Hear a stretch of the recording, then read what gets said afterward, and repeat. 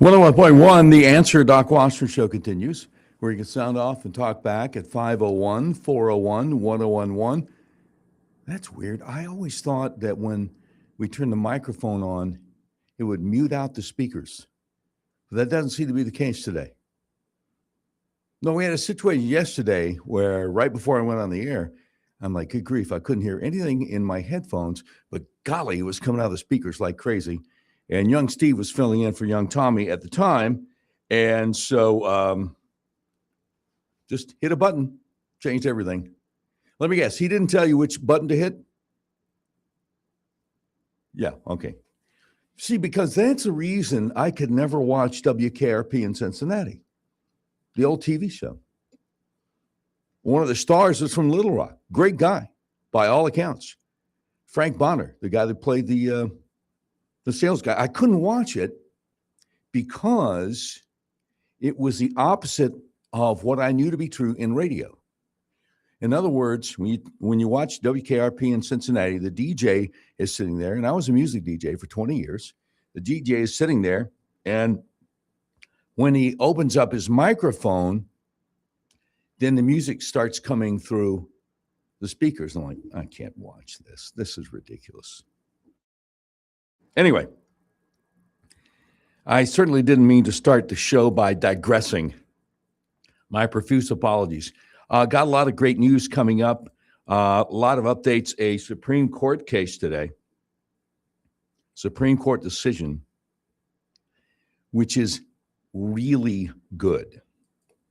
One of those 6-3 deals about congressional districts, and we'll get to it. There's a lot to talk about today. But I want to start off because I told everybody on Facebook I was going to do this at 4:06, and hey, it's only 4:08.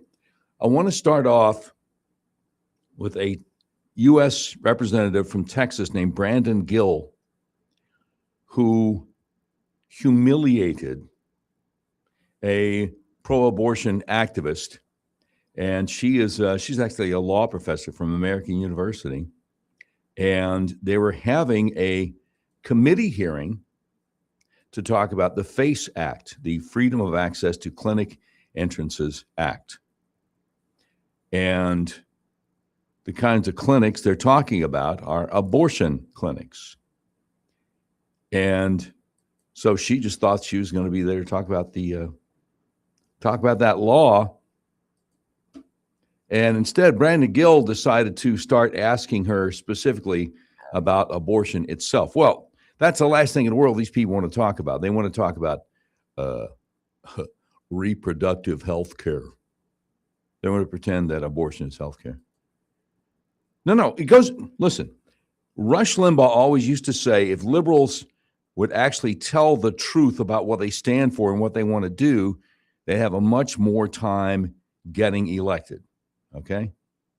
So anyway, U.S. Representative Brandon Gill is questioning an attorney named Jessica L. Waters. She's a senior scholar in residence at American University School of Public Affairs with oversight over justice, law, and criminology. But she specializes in what she calls reproductive rights law. And she was testifying as the Democrat witness/expert at yesterday's House Judiciary Subcommittee hearing on the FACE Act. So she lives, her raison d'etre, as they would say down in Dumas, is to keep abortion legal and to encourage more abortions to happen. But she didn't want to use that word. It's she specializes in reproductive rights law. So Brandon Gill is one of the few people in Congress who's willing to say the emperor has no clothes. He's willing to call a spade, a fact a fact. So he had an interesting line of questioning for her. And as I said on Facebook earlier today, I'd never seen a liberal more embarrassed, more humiliated by somebody just asking truthful questions. Brandon Gill grills pro-abort law professor. Cut one, please. You're an advocate for abortion, for abortion policy. What's your favorite type of abortion? I am an advocate for patients having access to the full realm of reproductive health care. But do you have a preferred method of abortion that you like? I do not. Let me read through a couple different methods, and I want to get your take on how much you like these. And the first type is called a suction abortion. And this is when the cervix is dilated and a strong suction, 29 times the power of a household vacuum cleaner, tears the baby's body apart and sucks it through the hose into a container. Do you prefer that method? I stand by my former testimony. That sounds kind of gross, doesn't it? Sounds pretty gruesome. Do you agree? It does to me. I stand by how I answered your question fully and accurately. No, it wasn't fully. In other words, her silence on the issue implicates her. She knows that she advocates for the dismembering of fully alive, healthy babies in the womb. And she knows that she can't just out and out admit that.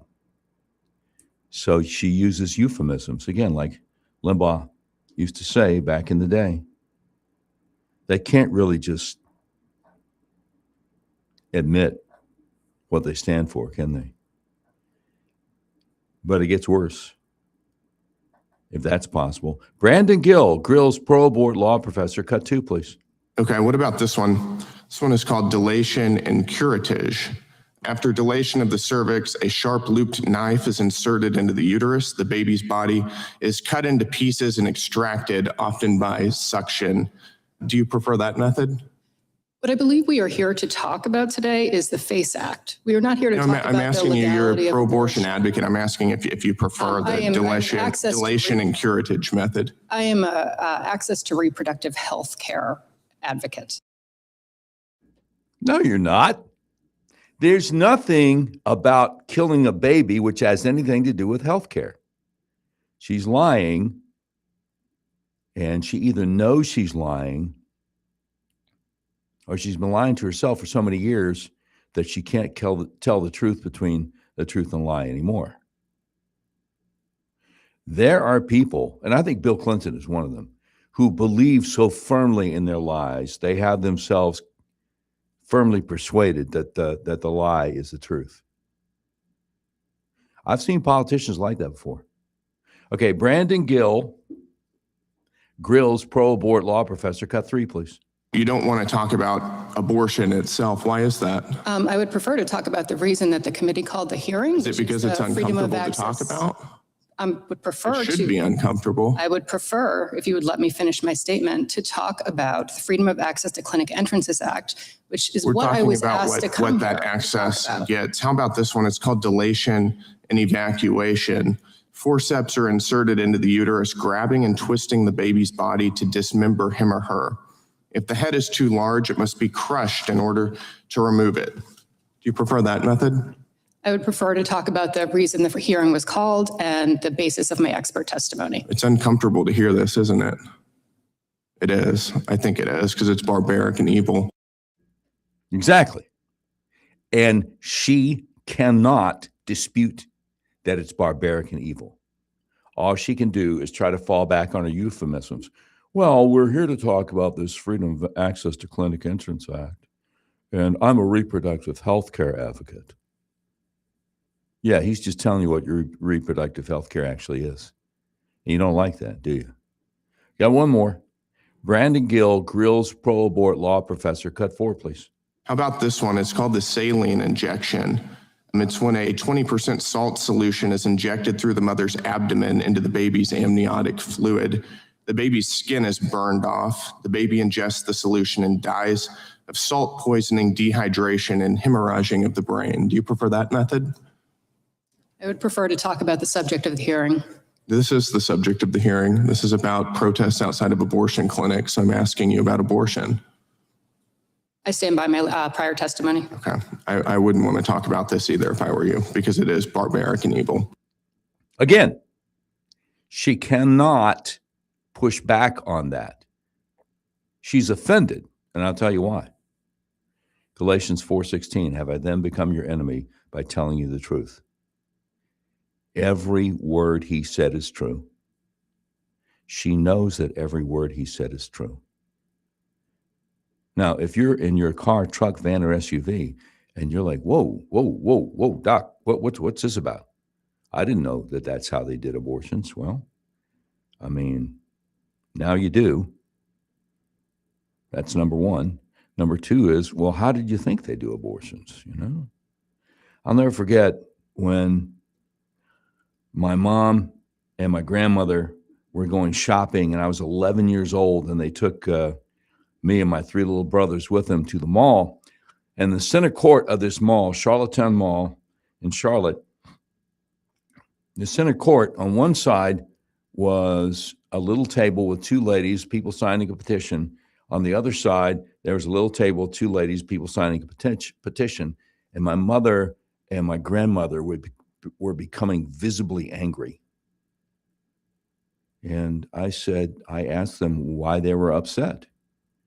Well, the ladies at this table were getting petitions for people who wanted to make abortion legal, and the ladies at that table were getting signatures to petitions for people who wanted to keep abortion illegal.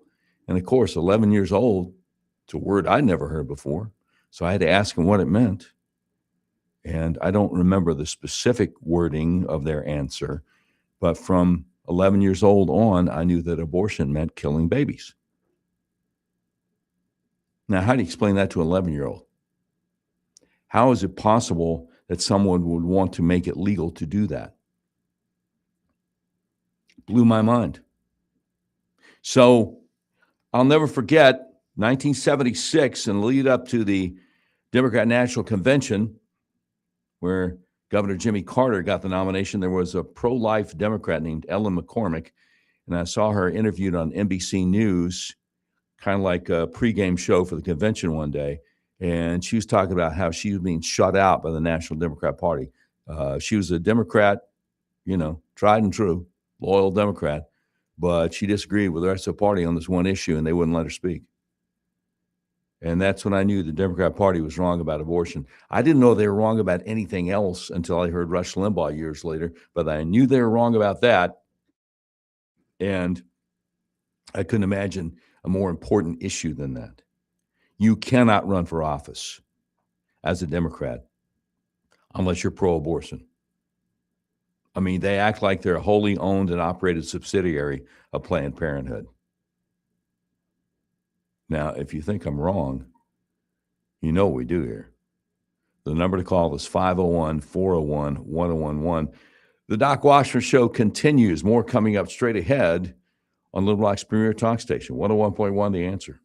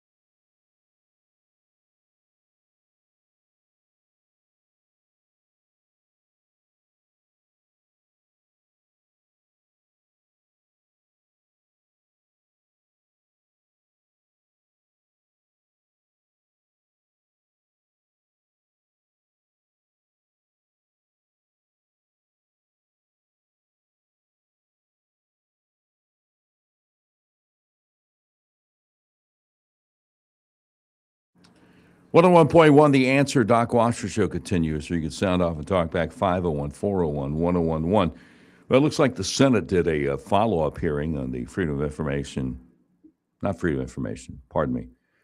Access to Clinic Entrances Act, the FACE Act, today, because Senator John Kennedy out of Louisiana said when the word abortion is inflammatory,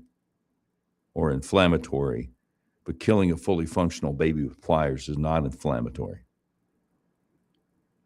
Up to the moment of birth, that's the evil we're fighting. Brandon Gill, on his X account a little bit earlier today, said the euphemisms exist for one reason, and that's to obfuscate the truth. Has a picture of him holding his baby girl. He said, we're done with euphemisms when talking about abortion. It's not reproductive health care. And I take it from the fact that none of our liberal listeners have called in. They must agree with me. Okay, now, I want to share something with you that Jesse Waters said on his show on Fox Monday night that might have just gone right by you. I asked my wife, hey, did you watch Jesse Waters talking about the White House correspondent dinner shooting? She's like, I can't remember. And then I mentioned this one little thing that he said. She's like, oh, yeah, I did see that. Okay. So what we have is a clip that I didn't get to yesterday. Jesse Waters says volunteer saw gunman assembling. Let's roll it. What exactly went down? CBS reports the gunman was staying at the hotel, took a back staircase 10 flights down to the festivities. A volunteer says she saw him assembling a shotgun in a lightly monitored area before opening fire and rushing towards the ballroom. Because he was staying at the hotel, he got his weapons in when he checked in. All right, let me tell you something. That volunteer that saw the gunman assembling a rifle in what Jesse Waters calls a lightly monitored area, you may be thinking, well, why didn't she tell somebody?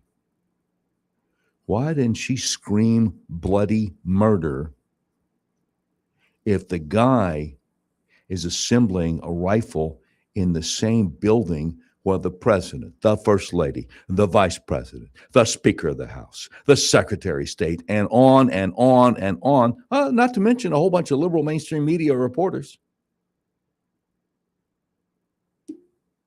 are assembled? Why on earth didn't she scream bloody murder? Why on earth didn't she tell somebody? Are you ready? You ready for the answer? Because she was following the instructions that the FBI has always laid down. You watch Fox News? How about that little pretty little blonde gal, Nicole Parker, retired FBI special agent, who always comes on there to talk about law enforcement issues? You remember her? You know why she blocked me over on X? I'll tell you. On March 12th of this year, I went on X and I said, unfortunately, Nicole Parker just said on Fox News, when confronted with an active shooter, always remember, run, hide, fight.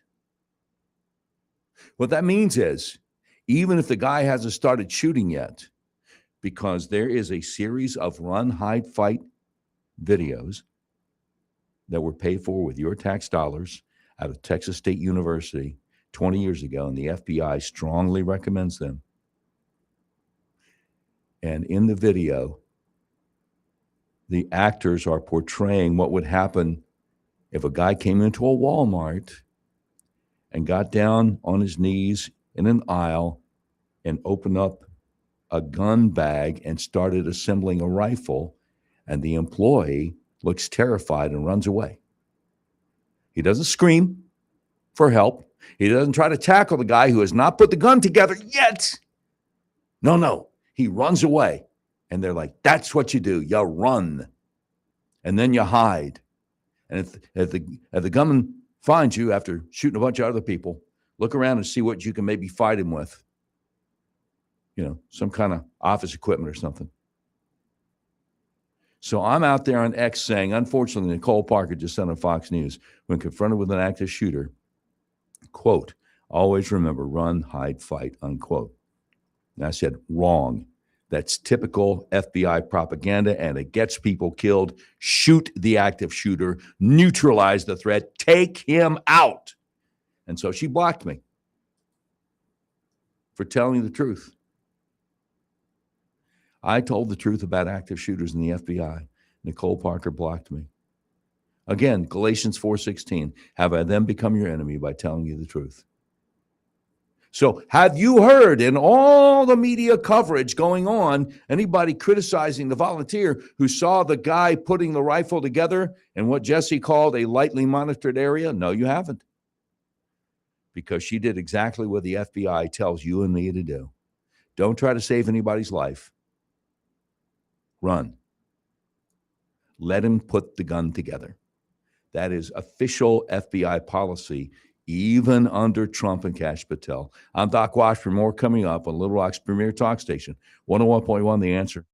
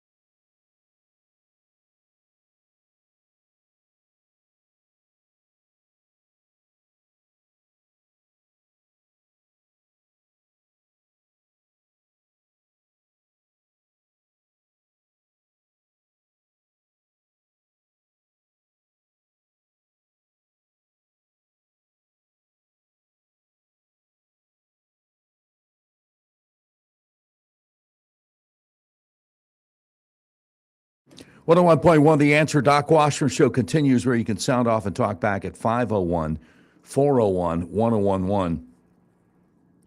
An amazing decision today, 6-3, U.S. Supreme Court. Jonathan Turley over on X has a thread about it. Who better to go to than Jonathan Turley? Don't worry. I won't just stay with him. We'll see what some other folks are saying too. But Jonathan Turley, law professor, columnist, New York Times bestselling author, legal analyst, the guy who wrote Rage in the Republic, he's on Fox a lot. He said, Justice Alito, as anticipated, wrote the majority opinion ruling that the 2024 Louisiana congressional district map mandating a second majority black district for the U.S. House was an unconstitutional racial gerrymander. Alito said, and I quote, correctly understood, Section 2, talk about Section 2 of the Voting Rights Act, does not impose liability at odds with the Constitution, and it should not have imposed liability on Louisiana for its 2022 map. Compliance with Section 2 of the Voting Rights Act thus could not justify the state's use of race-based redistricting here. Elena Kagan's opinion, and of course, she was one of the dissenting votes, one of the three, notably leaves out the word respectfully when she says that she dissents. Well, I don't think she does respect, because didn't it come out recently that she was the one pushing for the other liberals to delay writing their dissent in the Dobbs decision overturning Roe v. Wade in the hope that somebody would get assassinated? Yeah, I think that was Kagan. Big fan of girls softball, by the way. No, I wasn't trying to allude to anything. I wasn't trying to imply anything. I just said it's my understanding that Justice Elena Kagan is a big fan of girls softball. That's all. No, there's no hidden meaning. Anyway, Jonathan Turley continues. Alito delivered the opinion of the court in which Roberts and Thomas and Gorsuch and Kavanaugh and Barrett joined. Thomas also filed a concurring opinion in which Gorsuch joined. Kagan filed a dissenting opinion in which Sotomayor and Jackson, stupid as a doorknob, joined. No, Turley didn't say that. Well, look, you have to take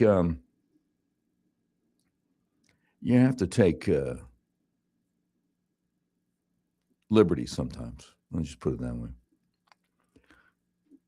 Young Tommy's nodding his head, so I think we have consensus here, at least in the studio. Okay, from the majority opinion, here's a quote. When Section 2 of the Voting Rights Act is properly interpreted, it imposes liability only when circumstances give rise to a strong inference that intentional discrimination occurred. Properly understood, Section 2 thus does not intrude on states' prerogative to draw districts based on non-racial factors, including to achieve partisan advantage. In other words, it's already been ruled by the Supreme Court that if you got a Republican state legislature and they want to draw a map to achieve partisan advantage for the Republican Party, they can do it. If you have a Democrat-controlled state legislature and they want to draw a map to achieve partisan advantage for the Democrat Party, they can do it. Anyway, I digress. In short, Section 2 of the Voting Rights Act imposes liability only when the evidence supports a strong inference that the state intentionally drew its districts to afford minority voters less opportunity because of their race. Not only does this interpretation follow from the plain text of Section 2, but it's consistent with the limited authority that the 15th Amendment confers. Back to Turley. While the majority did not find Section 2 of the Voting Rights Act unconstitutional, it has delivered a major victory. for the Trump administration and those opposed to racial criteria in redistricting.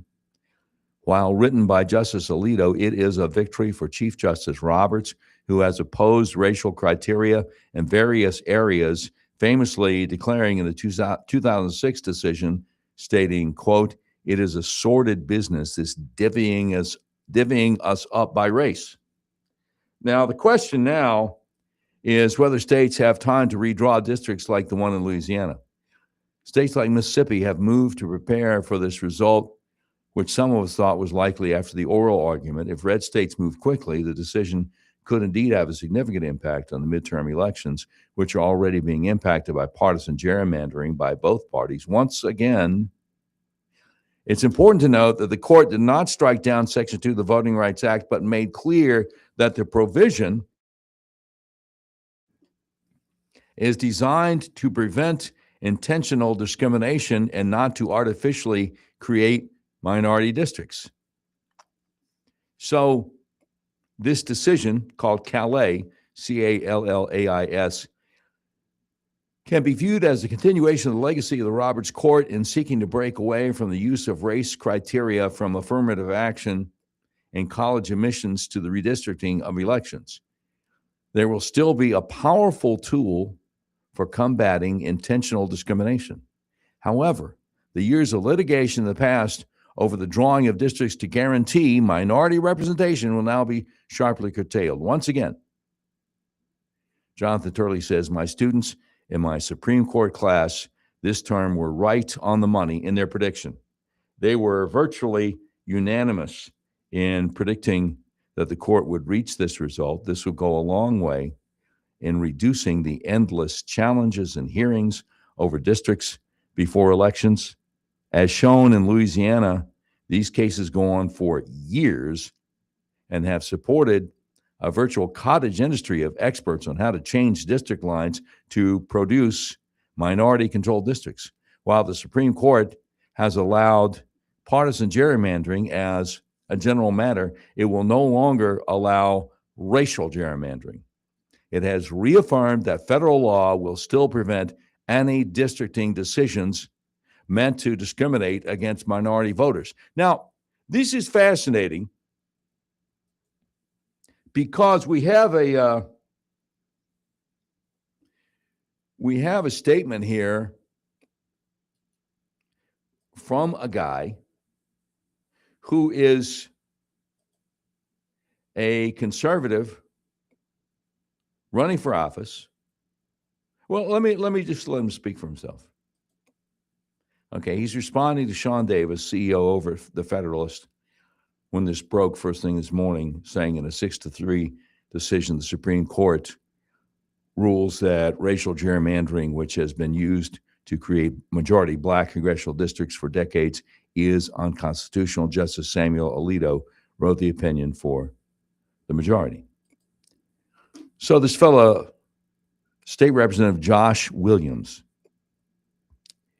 he is a state representative in the Ohio legislature, and he's running as a Republican candidate for U.S. House in Ohio's 9th District. He says, I'm a black Republican who currently represents a majority white district in the Ohio State House, and I'm running to represent a majority white district in the U.S. House. The idea that black Americans need special districts carved out just for them is complete nonsense. It's a violation of the law and blatantly unconstitutional. Glad the Supreme Court made the right decision. Well, that's strong, brother. I mean, for real, that is strong. But I'll bet you that he's going to have liberals getting upset with him. For real. I'll bet you that he's going to have liberals getting upset with him. And you want to talk about racism.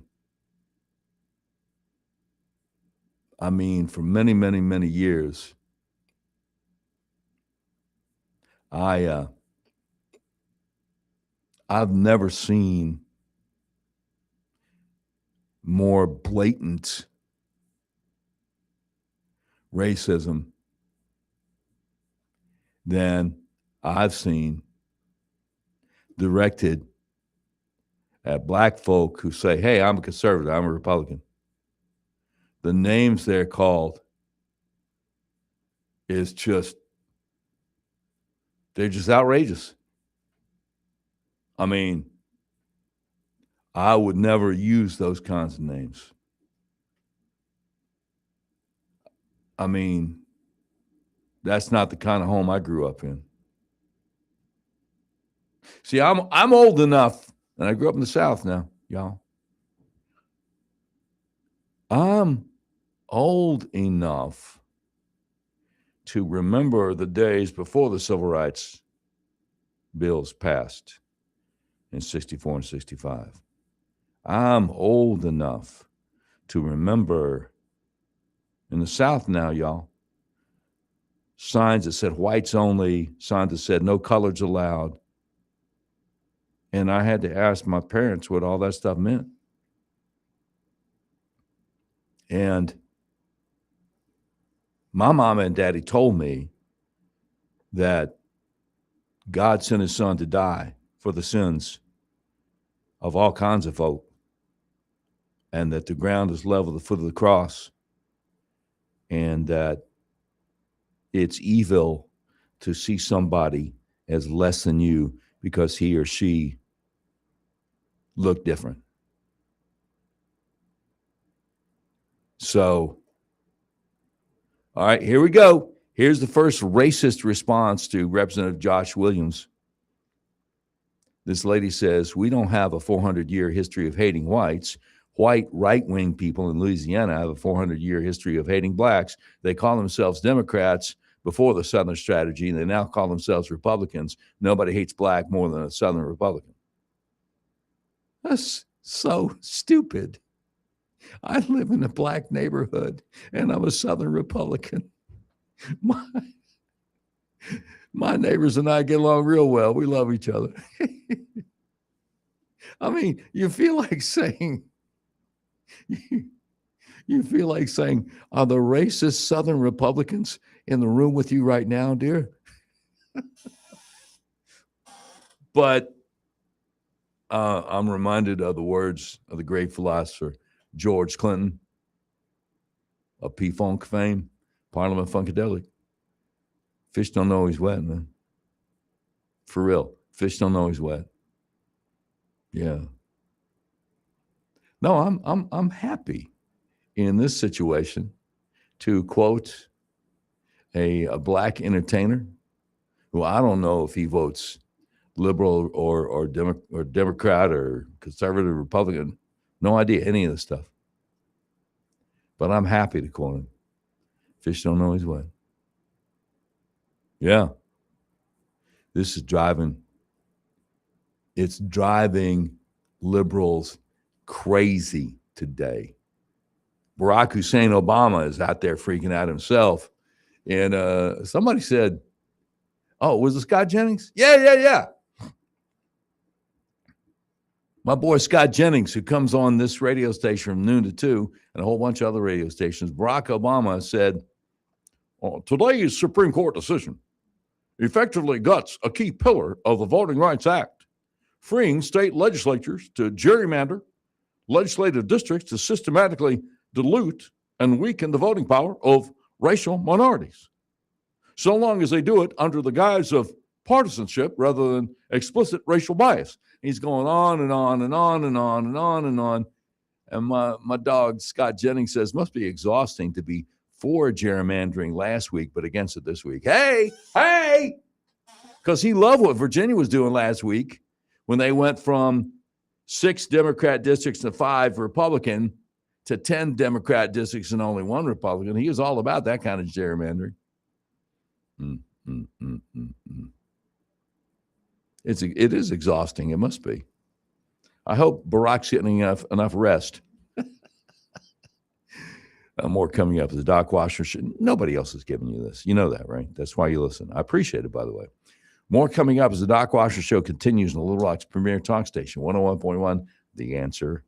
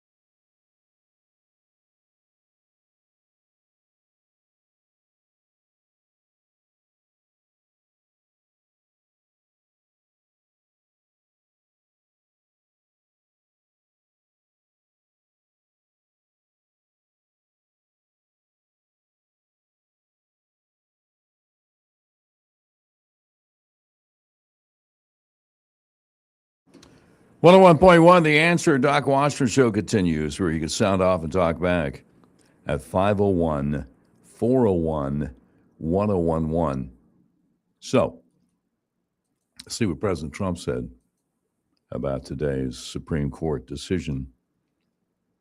Today's 6-3 Supreme Court decision in the Calais case, Callais, is a big win for equal protection under the law, as it returns the Voting Rights Act to its original intent, which was to protect against intentional racial discrimination. Thank you to brilliant Justice Samuel Alito for authoring this important and appropriate opinion. Congratulations, President Donald J. Trump. I'll tell you what, if you're the praying kind of folk, I'll tell you what you need to be praying about. Samuel Alito and Clarence Thomas are far and away the best justices on the Supreme Court. Now, a lot of times they can get Trump's appointments to vote with them, and sometimes even Chief Justice John Roberts. So a lot of times Gorsuch, Amy Coney Barrett, Brett Kavanaugh, and Justice Roberts vote with them like they did today. So it's 6-3. But there have certainly been times, and if you follow the court, you know what I'm talking about. You're not surprised. There have certainly been times when one or more of Trump's appointments to the Supreme Court have bitterly disappointed us and bitterly disappointed the president. Let's face facts here. So, like I say, if you're the praying kind of person, pray that if and when Justice Clarence Thomas and or Justice Samuel Alito leave the court for whatever reason, it will be while a Republican is still in the White House. And that Republican, instead of just trusting the Federalist Society, which recommended Gorsuch, Kavanaugh, and Amy Coney Barrett because they vote conservative a lot of times, but then you find out once they get on the court, they don't really have a well thought out constitutional worldview. Pray that Thomas or Alito will be replaced by someone along their lines who sees things constitutionally. Because that's a concern. I mean, Amy Coney Barrett, when she was appointed, she was defending the idea of a vaccine mandate. Neil Gorsuch, buddy, there was a Christian-owned funeral home in the upper Midwest that had a guy who'd been working there for like 8 years or something. He decided to start coming to work at the funeral home now, dressed as a woman. So they fired him, and so he sued. And Neil Gorsuch decided that transgenders had to be a protected class. He told that Christian-owned funeral home, you have to hire him back. Well, see,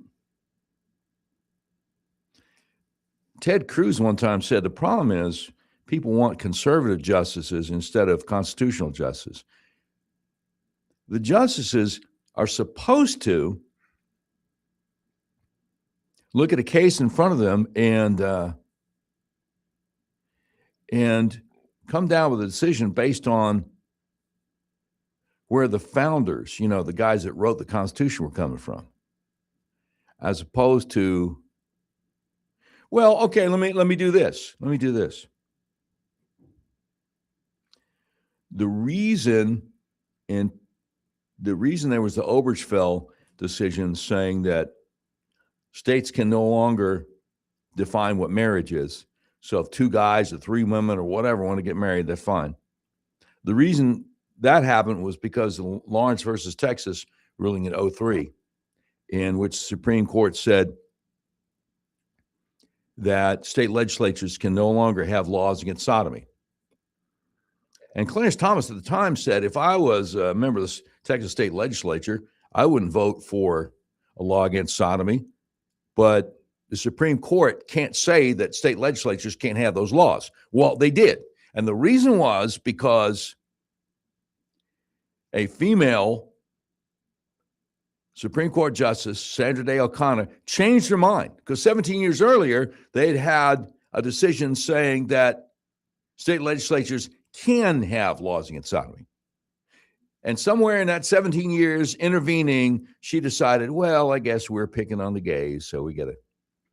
None of that has anything to do with the Constitution and the fact that the founders didn't put those kind of restrictions on state legislatures. We need justices on the Supreme Court like Thomas and Alito who will look at the case, look at the law, look at the Constitution, and vote accordingly. Anyway, more coming up, more breaking news that you're not going to get anywhere else on the Doc Washburn Show. 101.1 The Answer.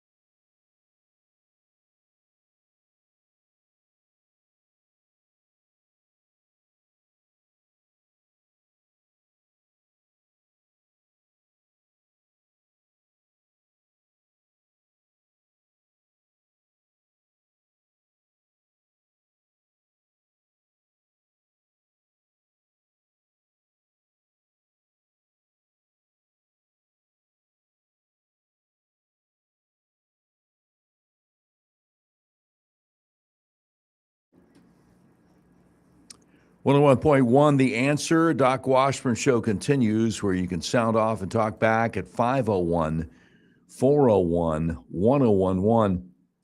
Secretary of War Pete Hegseth in rare form today. He had some things to say about Trump and Iran. Can we roll that one? President Trump, unlike other presidents, has had the courage to ensure Iran never gets a nuclear weapon, and he's ironclad in that. We have the best negotiator in the world driving that deal.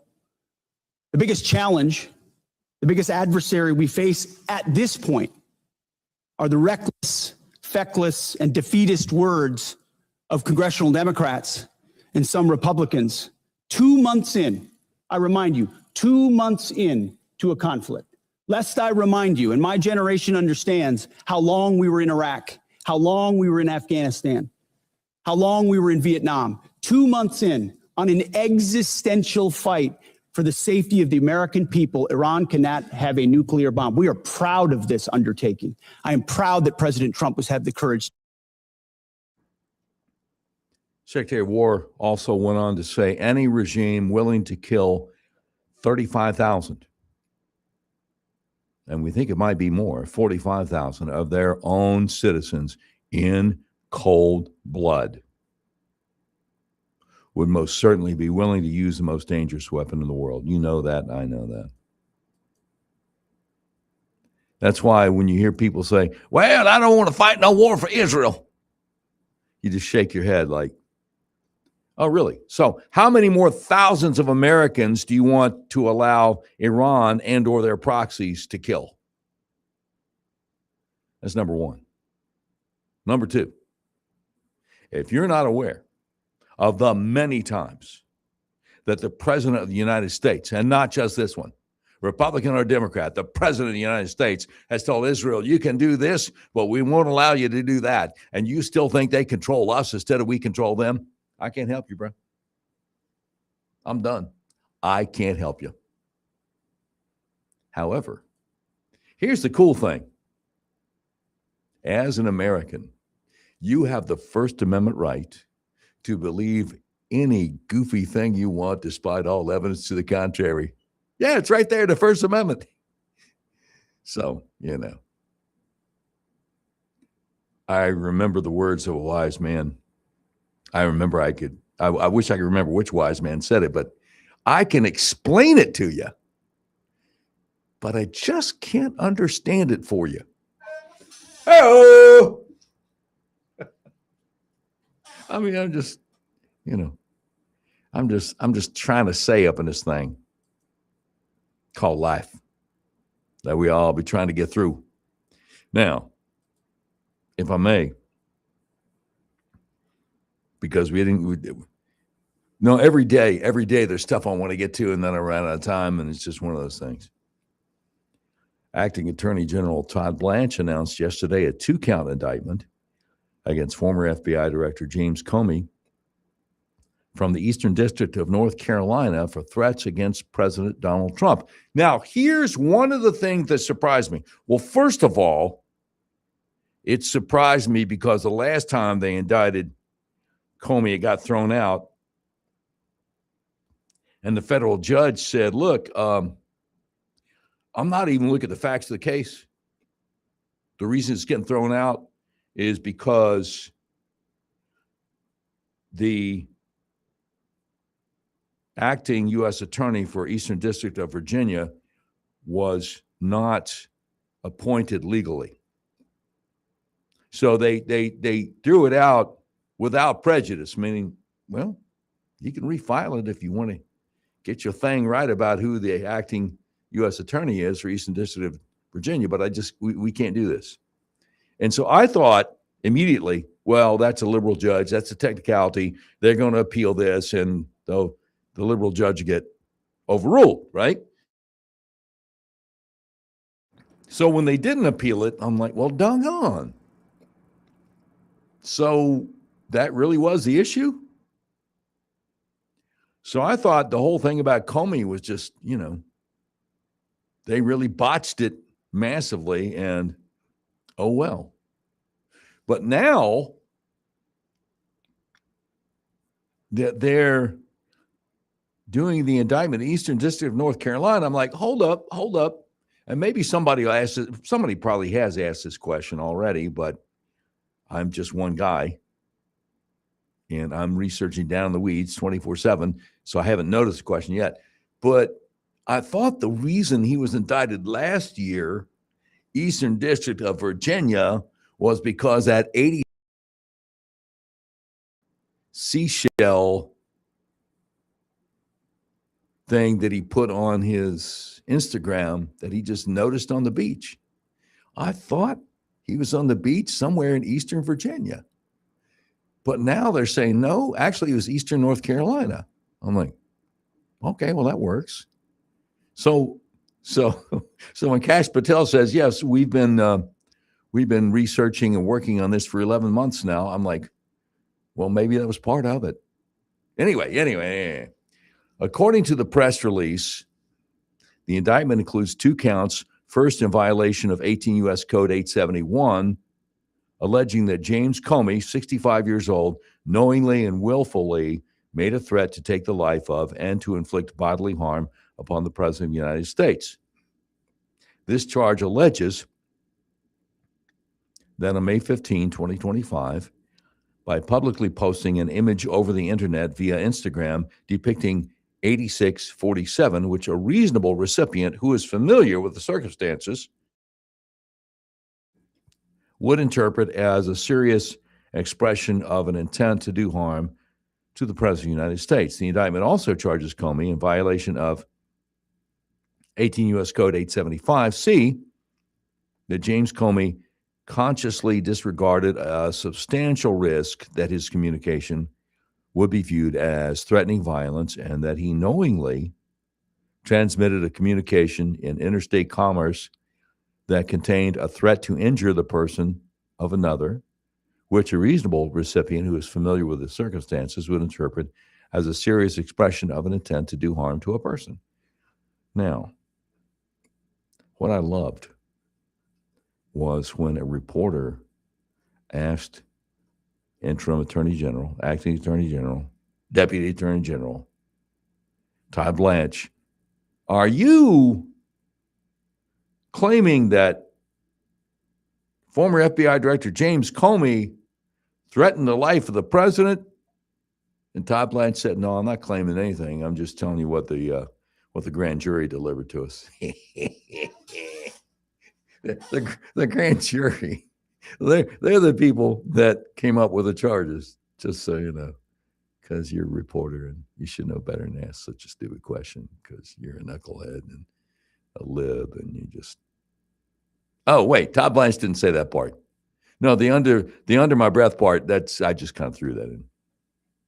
Again, I have artistic license, and I'm thankful for it. Thanks, Salem Media, for the artistic license. Anyway, the conservativetreehouse.com continues. James Comey, charged with threatening the president, transmitting a threat, interstate commerce. If convicted, face a maximum penalty of 10 years in prison. Additionally, similar to the criminal referral connected to former intelligence community Inspector General Michael Atkinson, yesterday's grand jury indictment creates a pressure point for ongoing Department of Justice investigations into additional related matters concerning FBI Director James Comey. Oh, wait a minute. So does that mean there might be more? Well, you know, we can always hope, right? As another great philosopher once said, well, that's what we like to tell ourselves, isn't it, Boomhauer? More coming up as the Doc Washer Show continues on Little Rock's premier talk station, 101.1 The Answer.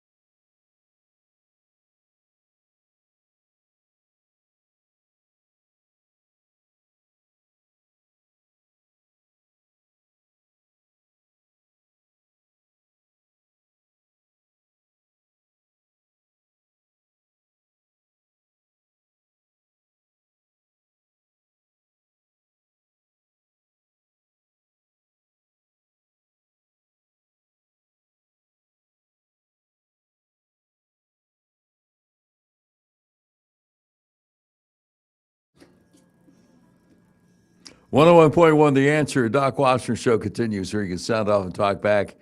501-401-1011. Man, I hope this is true. Again, the conservativetreehouse.com, their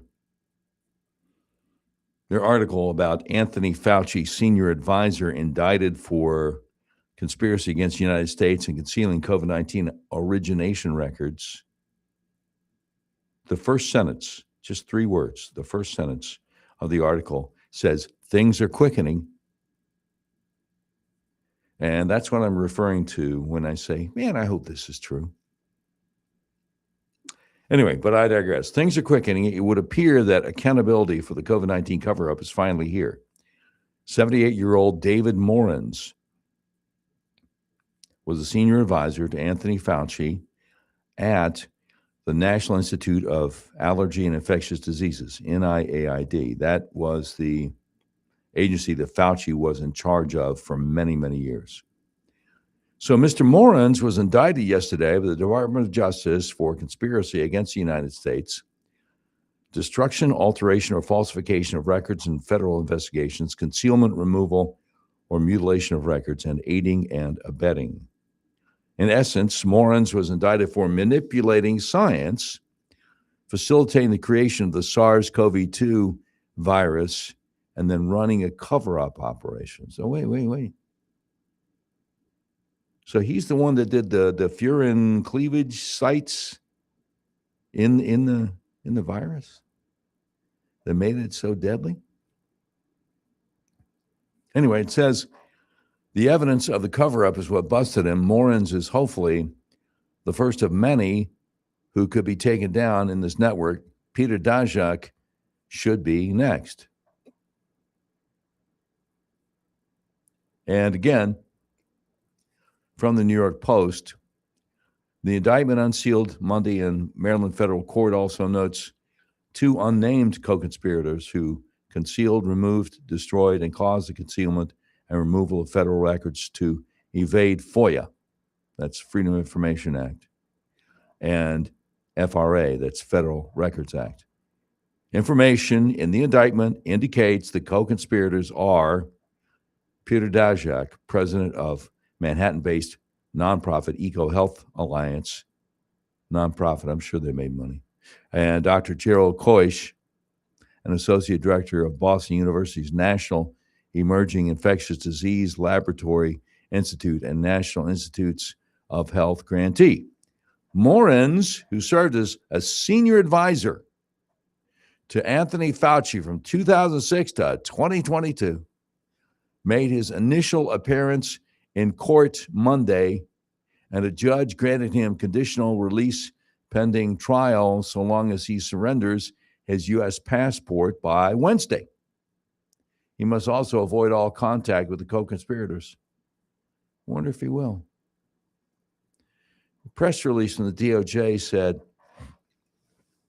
these allegations represent a profound abuse of trust at a time when the American people needed it most during the height of a global pandemic. These are the words of Acting Attorney General Todd Blanche.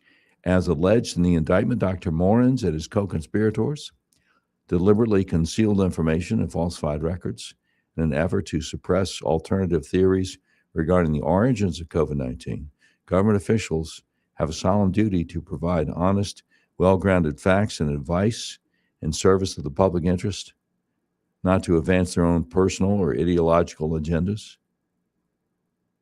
FBI Director Kash Patel is quoted as saying, circumventing records protocols with the intention of avoiding transparency is something that will not be tolerated by this FBI.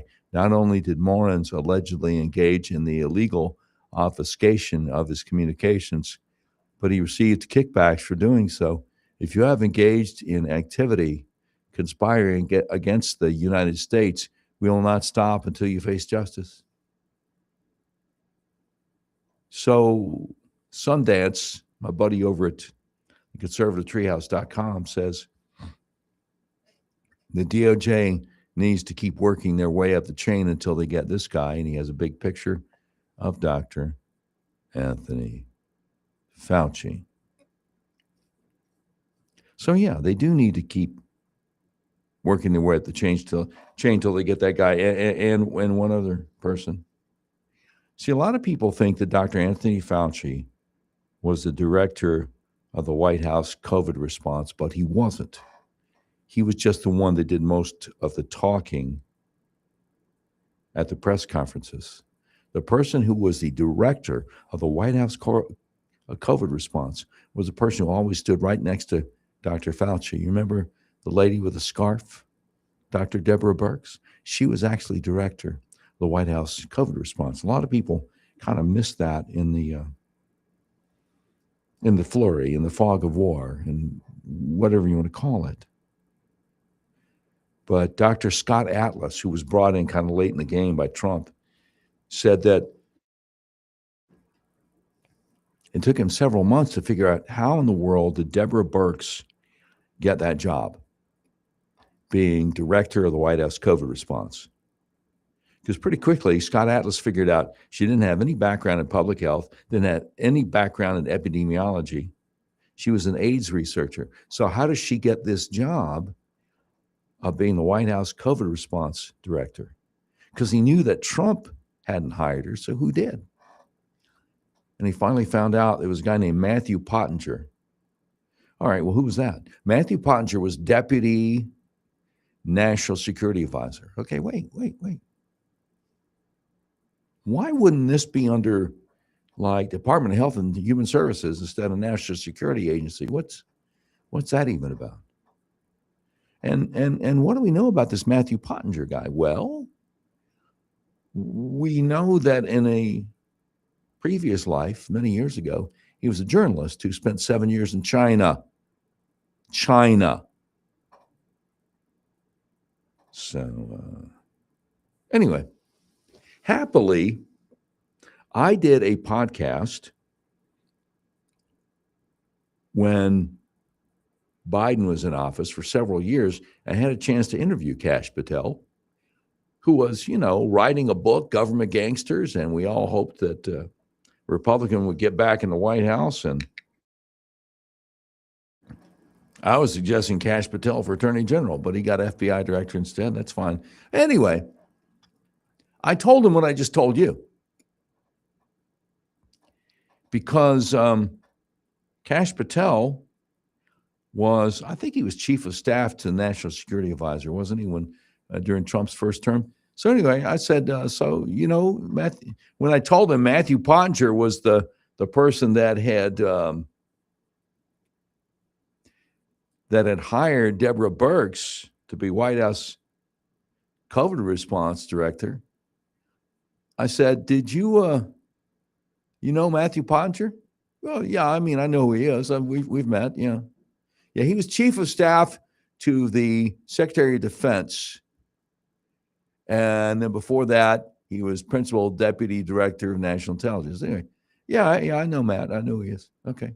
I said, well, the reason, Kash Patel, I'm telling you this is because Deborah Birx wrote a best-selling book in which she confessed, she admitted that she and Trump didn't always see eye to eye. So on the weekends, she and her staff would get together and change the wording of stuff to undercut what Trump told them to do.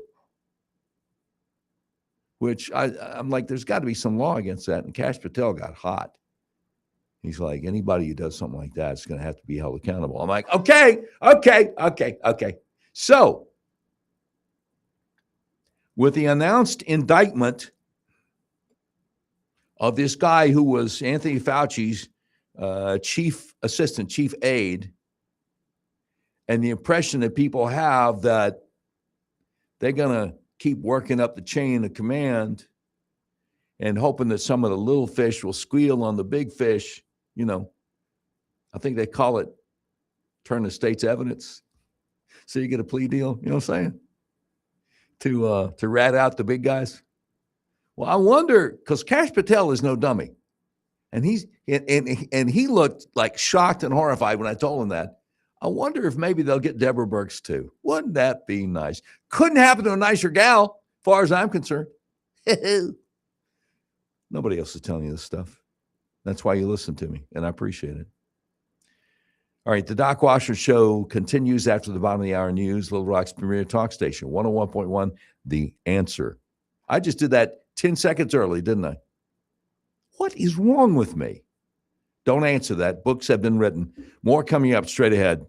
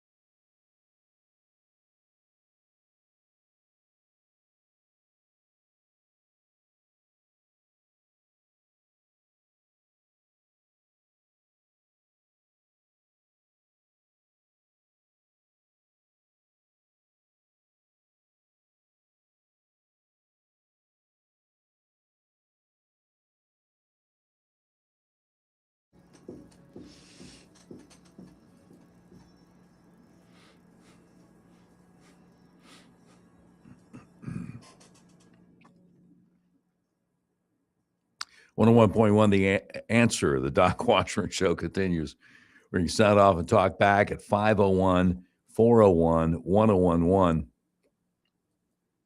Yeah, I think we ought to talk about this. most stuff we talk about is national stuff, which is pretty compelling, but every once in a while, we got a local thing. I'm like, no, we gotta jump on this. Neil Early.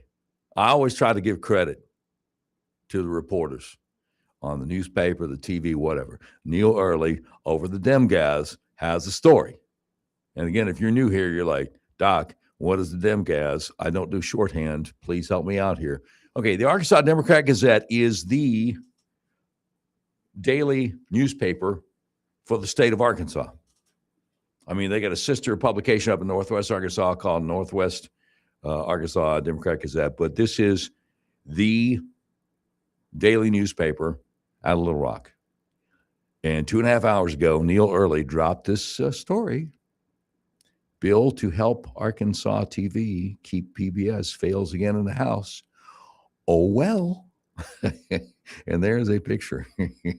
There's a picture of some of these guys in the House. And my boy Wayne Long from Searcy County, he's standing up with a thumbs down, just like the Roman emperor back in the day. Except I don't think the Roman emperor wore a cap like Wayne Long does. This is just fantastic. I just love this. And I can, wait a minute. I think I can hear liberals' heads exploding. Somebody in Subaru is upset with me right now. What? A Prius? Yeah, probably somebody in a Prius. Yeah, okay. All right. A bill to help the state's public broadcasting network pay to keep PBS shows on its airwaves failed for the third time to pass the Arkansas House of Representatives. Senate Bill 77 would have created a fund where the state could match private donations up to $550,000 to help Arkansas TV pay its dues to PBS, otherwise known as the Public Broadcasting System. The House voted twice on the legislation Wednesday, both times. Hey, that'd be today. No wonder this just broke. Both times narrowly failing to reach the 75-vote threshold needed for appropriations bills to pass the 100-member chamber. Okay. So you learn something new every day.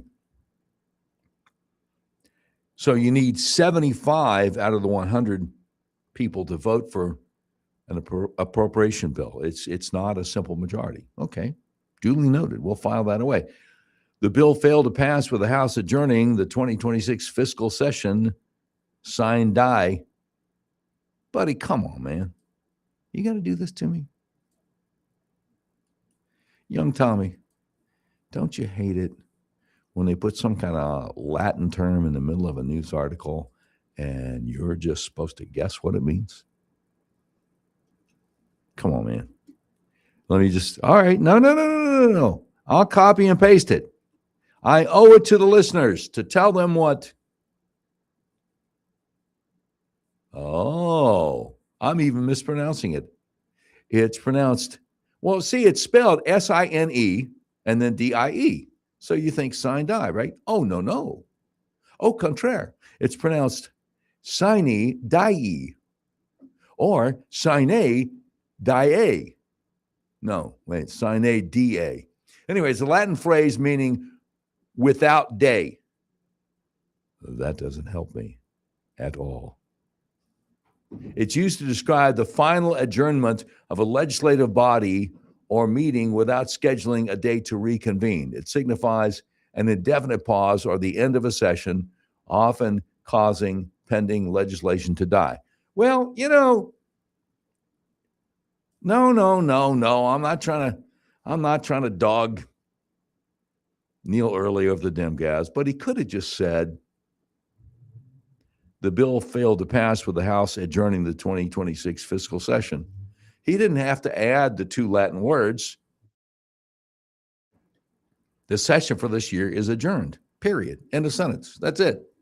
Anyway, but I digress. All the time, don't get me started.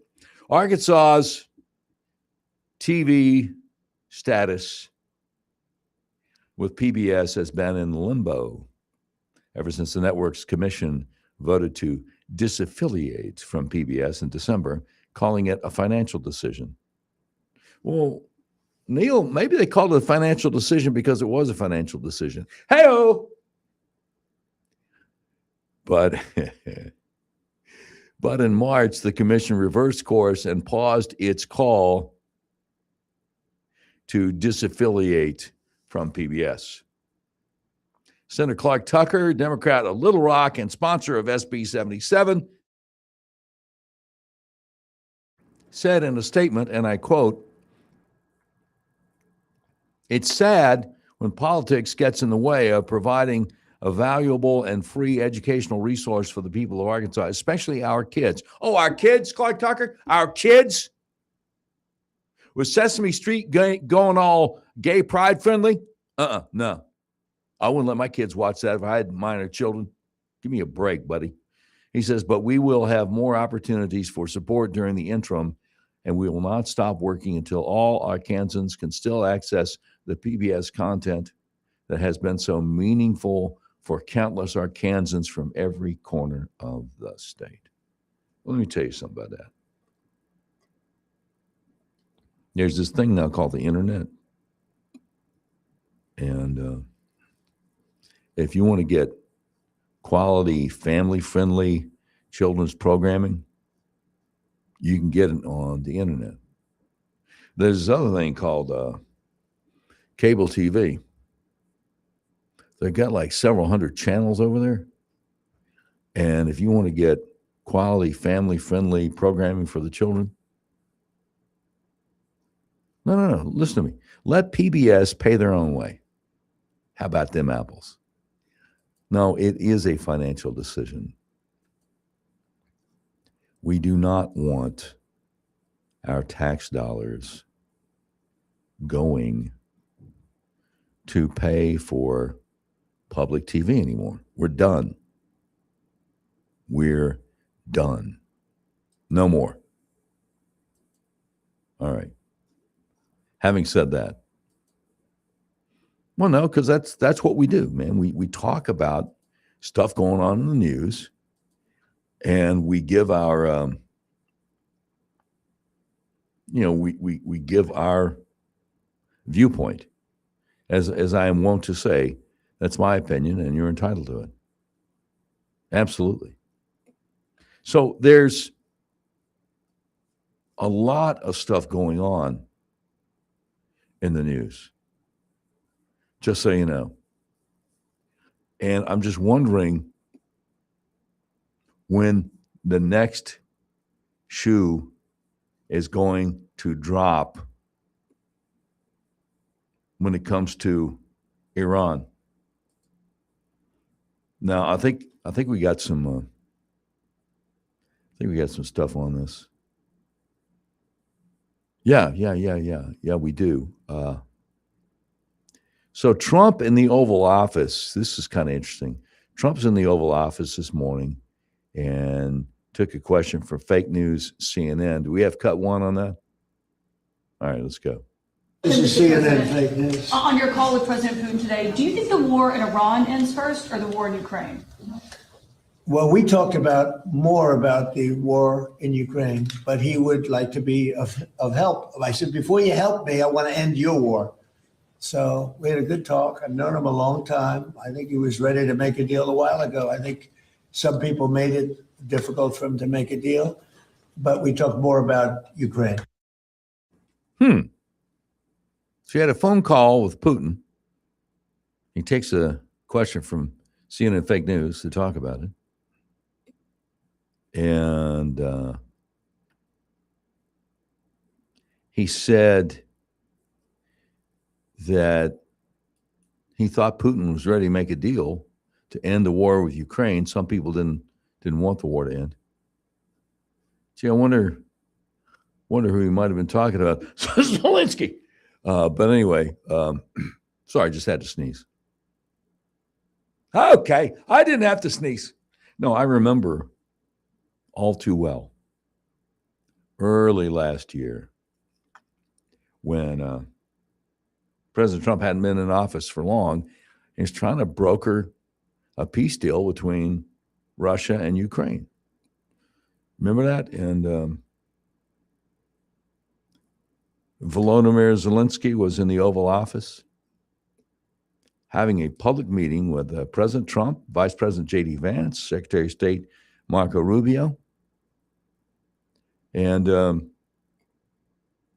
there's a saying in the South for what he did, and I'm trying to be polite about how I say it, but it's metaphorical, not literal. He showed his rear end. I mean, he was just a real jerk. And no, I'll tell you. Here's the problem with Zelensky signing a peace deal to end the war. You realize that he outlawed all opposition parties and had the government take control of all media and closed a bunch of churches, and they're taking old men and teenagers off the street and putting them on the front lines and getting them killed. So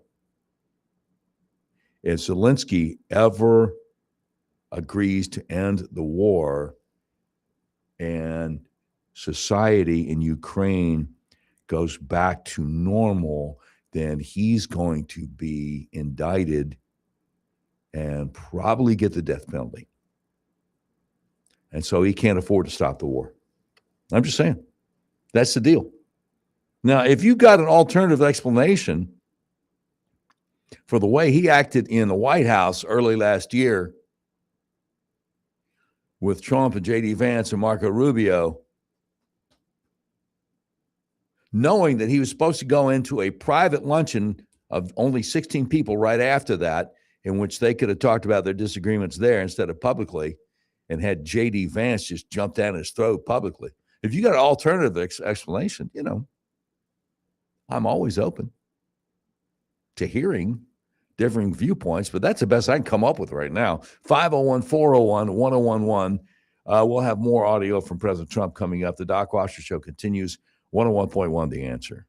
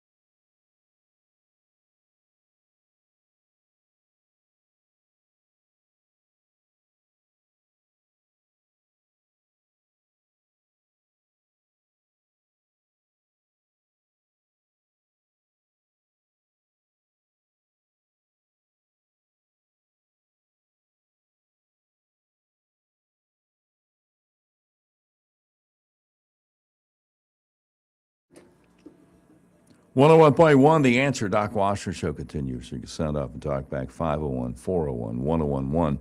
I was planning on getting more of the Trump sound bites in before the break, but sometimes I digress. Trump in the Oval Office with fake news. CNN cut 2, please. But which war do you think ends first? That's an interesting question. Coming from you, that's very interesting. Which war would end first? I don't know. Maybe they're on a similar timetable. I think Ukraine, militarily, they're defeated. Okay, you wouldn't know that by reading the fake news, but militarily, look, their Navy. So they had 159 ships. Every ship is right now underwater.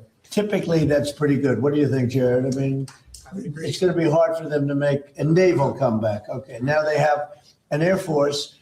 Every one of their planes has been shot down or has been decimated. They have missiles, about 82% are gone. And they have drones, and most of them are gone. Most of the factories are mostly gone. And we have tremendous anti-drone equipment now, between lasers and that new, very special machine gun that knocks them out of the air like flies. And we use bullets instead of $1 million, missiles to knock out a $30,000 drone. Yeah. Don't you just love it when he just rubs that in their faces, because you know that some of those little reporters are rooting for the bad guys. You know what I'm saying? Don't you just love it? All right, let us go with Trump in the Oval Office with fake news. CNN cut 3, please. So I would say Jared would tell me that with everything you just heard, typically we're in pretty good shape. And in addition, their economy is crashing. Their, as you know, their money, they call it their money. They don't have a name for it. Their money is valueless. They've got inflation that nobody's ever seen before. Other than that, I think they're doing quite well. Other than that, other than that, Ms. Lincoln, how'd you like to play? That was a joke from many years ago about President Lincoln being assassinated. Anyway, yeah, the play was pretty good up until then. So we have one more clip from President Trump dealing with fake news, CNN in the Oval Office. If you read the New York Times, you'd say they're doing wonderfully because it's fake news. Or if you watch CNN, you cover it all the time. You think they're doing well. Do you think they're doing well where they have no Navy, no Air Force, no anti-aircraft apparatus, other than what they may have put there? They may have brought in some light stuff during the ceasefire, and we know exactly where it is, so it'll be knocked out within the first 15 minutes. Well, There's no time like the present. Time's a wasting. Anyway, you may not realize this, but there is a Democrat U.S. Senator representing the state of Rhode Island. His name is Sheldon Whitehouse. And it came to light a few years ago that U.S. Senator from Rhode Island, Sheldon Whitehouse, is a member of a very exclusive beach club there on the water in Rhode Island. It's so exclusive that they don't allow black people to be members. But see, he's a Democrat, so that's okay. He's one of them old school Democrats, like Ralph Northam of Virginia, who don't like the colored folks. That's his deal. So Lee Zeldin, Republican Lee Zeldin, who is the administrator of the EPA, Environmental Protection Agency, Lee Zeldin is out there on X today saying, I told Senator Sheldon White Club today. Now remember, his last name is Whitehouse. He called him Senator Sheldon White Club because he's a member of a beach club in Rhode Island that doesn't allow black folks. Yeah, I told Senator Sheldon White Club today that I won't be listening to or caring about any of his lessons on morality, knowing that he joined an all-white Rhode Island country club. I'm also done with the likes of AOC, Al Gore, John Kerry, and the rest of the lying cabal that make stupid climate predictions, plunder tens of billions of tax dollars, enrich their well-connected allies, and are committed to strangulating out of existence entire sectors of our economy. climate alarmist AOC wants to be taken seriously, while also insisting the world is imminently about to end due to climate change. Just under 5 years remain on her nutty January 2019 prediction that only 12 years of life are left on Earth. Al Gore is now speaking publicly about his concern with global freezing after decades of grift talking about global warming. In 2006, Al Gore said, "Within the decade, there will be no more snow of Kilimanjaro." That was 06, within a decade. There's still snow on Kilimanjaro year-round. Al Gore also predicted in 2009 ice-free Arctic summers within 5 to 7 years. John Kerry warned in 2009 that the Arctic would be ice-free by 2013. These people are dishonest, power-hungry hacks. The Green New Scam is dead. So that's good. Rand Paul, talking about this article over at the New York Post, pressure on DOJ to prosecute Anthony Fauci grows after advisor indicted. Senator Rand Paul, Kentucky. This is the good Rand Paul. I like this one. He says, "I've said it from the beginning, lying to Congress is a felony, destroying federal records is a felony, advising others to destroy federal records is a felony." Fauci did all three. His advisor was just indicted. Fauci is next. The deadline to prosecute Fauci is May 11th. DOJ must act now. See, that's the good Rand Paul. That's the Rand Paul that I like. What? No, I mean, the Rand Paul I don't like is whenever we disagree on something. But we agree on that, so that's all good, bro. I ain't gonna lie, fam. Benjamin Netanyahu stood before the United Nations and said what other people wouldn't say yesterday, quote, "Giving the Palestinians a state 1 mile from Jerusalem after October 7th massacre is like giving Al-Qaeda a state 1 mile from New York City after September 11, 2001. This is sheer madness." And of course, he is 100% correct. Also sheer madness for New York City to have voted in a Muslim communist as mayor, but they did it.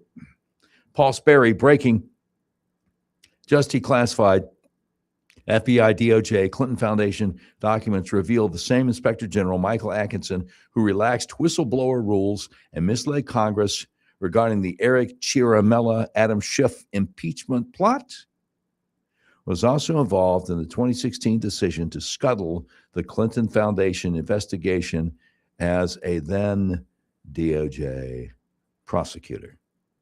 Well, I mean, so it sounds like we're using some names that also need to be prosecuted. Ain't that crazy? All right, I'm Doc Washburn. Now, the great Dave Ellswick is scheduled to join you once again at 7:06 tomorrow morning, and I'll see you, God willing, at 4:06 tomorrow afternoon, the Little Rock's premier talk radio station, 101.1 The Answer.